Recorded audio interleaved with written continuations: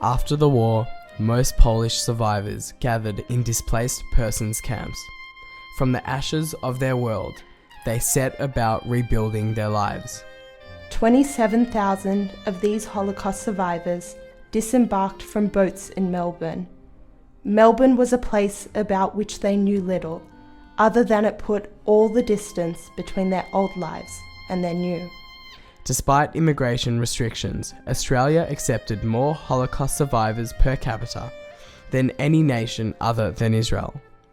As the Australian Jewish community grew, communal organisations flourished. The number of synagogues grew from a dozen in the 1930s to over 80 today.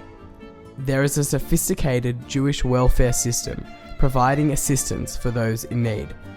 A rich variety of Jewish organisations, clubs and societies of every description exist relating to women, sport, politics and the arts.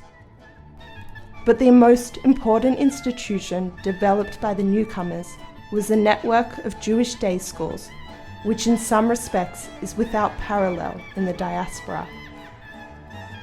In the 70th year of its strength, we remember that our own Mount Scopus was built using reparation monies paid to survivors and was due to the imperative they felt to rebuild a Jewish life. The dream of the school's founders was that Jewish children should have the education of which so many were deprived. Scopus fulfills that dream. To begin this assembly, we were reminded that the people who built these institutions, these survivors, are just like you.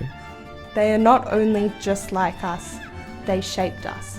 They established the organisations and institutions that made our Melbourne Jewish community one of the most vibrant Jewish communities in the world. And 70 years ago, they built our school. They affirmed life rather than shy away from it. Each of their lives saved a whole world. Chazak ve'amatz.